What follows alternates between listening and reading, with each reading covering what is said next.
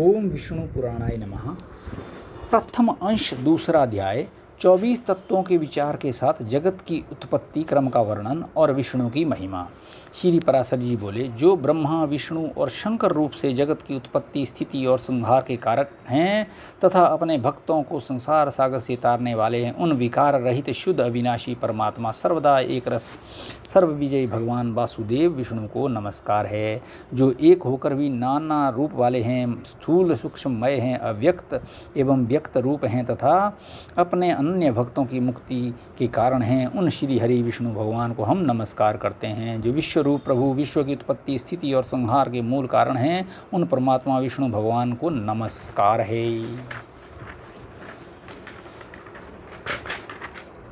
जो विश्व के अधिष्ठान हैं, अति सूक्ष्म से भी सूक्ष्म हैं, सर्व प्राणियों में स्थित पुरुषोत्तम और अविनाशी हैं, जो परमार्थतः अति निर्मल ज्ञान स्वरूप हैं, किंतु अज्ञानवश नाना पदार्थ रूप में प्रतीत होते हैं, तथा जो काल स्वरूप से जगत की उत्पत्ति और स्थिति में समर्थ एवं उसका संहार करने वाले हैं, उन जगदीश्वर अजन्म अक्षय और अव्यय विष्णु भगवान को हम नमस्कार करते हैं।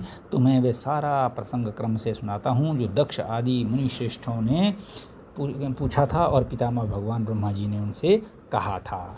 वह प्रसंग दक्ष आदि मुनियों ने नर्मदा तट पर राजा पुरुकुत्स को सुनाया था, तथा पुरुकुत्स ने सारस्वत से और सारस्वत ने मुझसे कहा था, जो पर प्रकृति से भी पर परम श्रेष्ठ अंतरात्मा में स्थित परमात्मा रूप वर्ण नाम और विशेषण आदि से रहित है, जिसमें जन्म वृद्धि परिणाम क्षय और नाश इन 6 विकारों का सर्वथा अभाव है, जिसको सर्वदा केवल है इतना ही कह सकते हैं, तथा जिनके लिए ये प्रसिद्ध है कि वे सर्वत्र हैं और उनमें समस्त विश्व बसा हुआ है।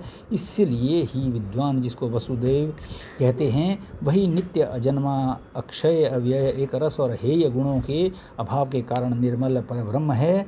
वही इन सब व्यक्त और अव्यक्त जगत के रूप से तथा इसके साक्षी पुरुष और महाकारण काल के स्वरूप स्थित है। हे द्विज, पर ब्रह्म का प्रथम रूप पुरुष है, अव्यक्त और व्यक्त उसके अन्य रूप हैं, तथा सबको क्षोभित करने वाला होने से काल उसका परम रूप है। इस प्रकार जो प्रधान पुरुष व्यक्त और काल इन चारों से परे है तथा जिसे पंडित जन ही देख पाते हैं, वही भगवान विष्णु का पद परम पद है। प्रधान पुरुष व्यक्त और काल ये भगवान विष्णु के रूप पृथक पृथक संसार की उत्पत्ति पालन और संहार के प्रकाश तथा उत्पादन में कारण है। भगवान विष्णु जो व्यक्त अव्यक्त पुरुष और काल रूप से स्थित होते हैं, इसे उनकी बलवत क्रीड़ा ही समझो।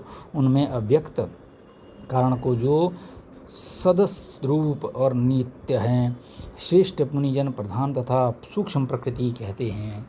वह क्षय रहित और उसका कोई अन्य आधार भी नहीं है, तथा अप्रमेय अजर निश्चल शब्द स्पर्शादि शून्य और रूपादि रहित है। यह त्रिगुणमय और जगत का कारण तथा स्वयं अनादि एवं उत्तम उत्पत्ति और लय से रहित ये संपूर्ण प्रपंच प्रलय काल से लेकर सृष्टि के आदि तक उसी में व्याप्त है।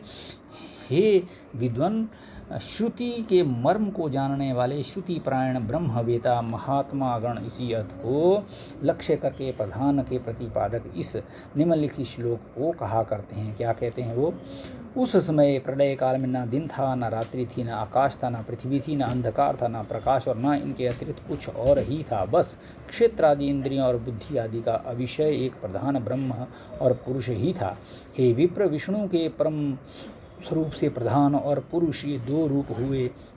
उसी विष्णु के जिस अन्य रूप के द्वारा वे दोनों सृष्टि और प्रलय काल में संयुक्त और वियुक्त होते हैं, उस रूपांतर का ही नाम काल है। बीते हुए प्रलय काल में ये व्यक्त प्रपंच प्रकृति में लीन था, इसलिए प्रपंच के इस प्रलय को प्राकृत प्रलय कहते हैं। हे द्विज, काल रूप भगवान अनादि हैं, इनका अंत नहीं है, इसीलिए संसार की उत्पत्ति स्थिति और प्रलय भी कभी नहीं रुकते, वे प्रवाह रूप से निरंतर होते रहते हैं। हे मैत्रेय, प्रलय काल में प्रधान प्रकृति के साम्य अवस्था में स्थित हो जाने पर और पुरुष के प्रकृति से पृथक स्थित हो जाने पर विष्णु भगवान का काल रूप इन दोनों का रूप धारण करने के लिए प्रवृत्त होता है।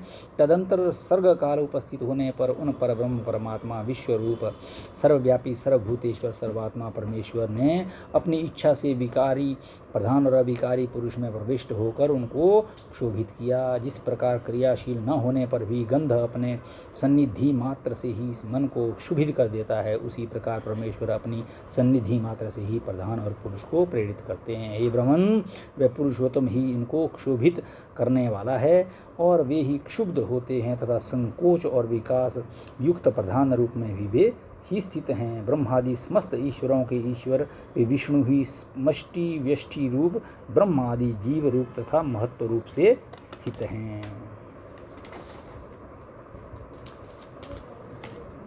हे द्विजश्रेष्ठ, सर्ग काल के प्राप्त होने पर गुणों की साम्य अवस्था रूप प्रधान जब विष्णु के क्षेत्र रूप से अधिष्ठित हुआ तो उससे महातत्व की उत्पत्ति हुई। उत्पन्न हुए महान को ब्रह्मा प्रधान तत्व आवृत किया। महातत्व सात्विक राजस तामसिक भेद से 3 प्रकार का, किंतु जिस प्रकार बीज छिलके से समभाव से ढका रहता है वैसे ही वे त्रिविध महातत्व प्रधान तत्व से सब और व्याप्त हैं। फिर त्रिविध महातत्व की वैकारिक सात्विक तेजस और तामस भूत आदि 3 प्रकार का अहंकार उत्पन्न हुआ। हे महामुने, वे त्रिगुणात्मक होने से भूत और इंद्रिय आदि का कारण है और प्रधान से जैसे महातत्व व्याप्त है वैसे ही महातत्व से वह अहंकार व्याप्त है।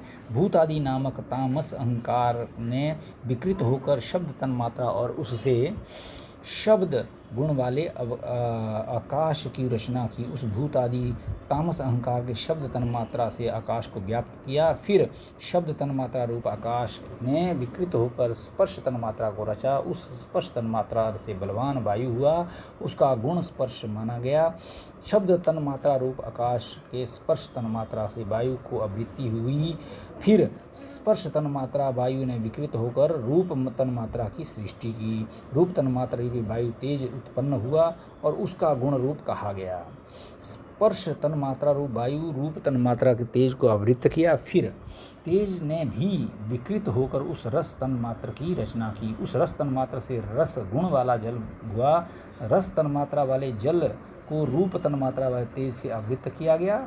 रस तन्मात्रा वाले रूप जल विकार के प्राप्त होकर गंध तन्मात्रा की सृष्टि हुई। इससे पृथ्वी उत्पन्न हुई और जिसका गुण गंध माना जाता है। उन आकाश आदि भूतों में तन्मात्रा है, अर्थात केवल उनके गुण शब्दादि ही हैं, इसलिए वे तन्मात्रा गुण रूप ही कहे गए हैं। तन्मात्राओं में विशेष भाव नहीं है, इसलिए उनकी अविशेष संज्ञा है। वे अविशेष तन्मात्राएं शांत घोर अथवा मूढ़ नहीं है, अर्थात उनका सुख दुख या मोह रूप से अनुभव नहीं हो सकता। इस प्रकार तामस अहंकार से ये भूत तन्मात्रा रूप सर्ग हुआ।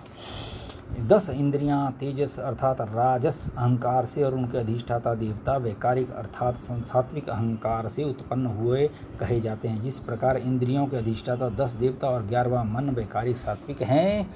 हे द्विज, त्वक चक्षु नासिका जिह्वा और श्रोत्र ये 5 बुद्धि की सहायता से तादादि शब्द आदि विषयों को ग्रहण करने वाली 5 इंद्रियां हैं। हे मैत्रेय, पायु उपस्थ हस्त पाद और वाक ये 5 कर्मेंद्रियां हैं। इनमें कर्म त्याग शिल्प गति और वचन बतलाए जाते हैं। आकाश वायु तेज जल और पृथ्वी ये 5 भूत उत्तरोत्तर क्रमशः शब्द स्पर्श आदि 5 गुणों से युक्त हैं। ये 5 भूत शांत घोर और मूढ़ हैं, अर्थात सुख दुख और मोह युक्त हैं, अतः ये विशेष कहलाते हैं।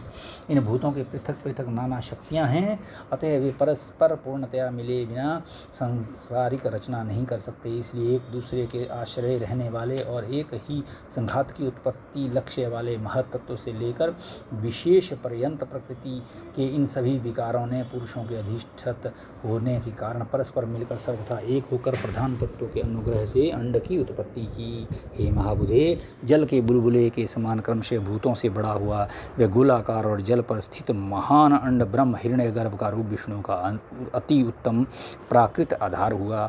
उसमें वे अव्यक्त स्वरूप जगतपति विष्णु व्यक्त हिरण्यगर्भ से स्वस्थ स्वयं ही विराज्यमान हुए।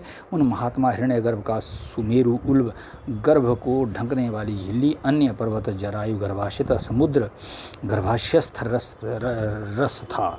हे विप्र, उस अंड में ही पर्वत और द्वीपादि के साथ सहित समुद्र ग्रह गण के सहित संपूर्ण लोक तथा देव असुर और मनुष्य आदि विविध प्राणी वर्ग प्रकट हुए वे अंड पूर्व की अपेक्षा 10-10 गुना अधिक जल, अग्नि, वायु, आकाश और भूत आदि अर्थात तामस अहंकार से आवृत है तथा भूत आदि महातत्व से घिरा हुआ है, और इन सब के सहित वह महातत्व भी अव्यक्त प्रधान से आवृत है। इस प्रकार जैसे नारियल के फल के भीतर बीज बाहर से कितने ही छिलकों से ढका रहता है, वैसे ही ये अंड इन 7 प्रकृत आवरणों से घिरा हुआ है। उसमें स्थित हुए स्वयं विश्वेश्वर भगवान विष्णु ब्रह्मा होकर रजोगुण का आश्रय लेकर उस संसार की रचना में प्रवृत्त होते हैं तथा रचना हो जाने पर सत्वगुण विशिष्ट अतुल पराक्रमी भगवान विष्णु उसका कल्पना पर्यंत युग युग में पालन करते हैं। हे मैत्रेय, फिर कल्प का अंत होने पर अति दारुण तमह प्रधान रुद्र रूप धारण कर वे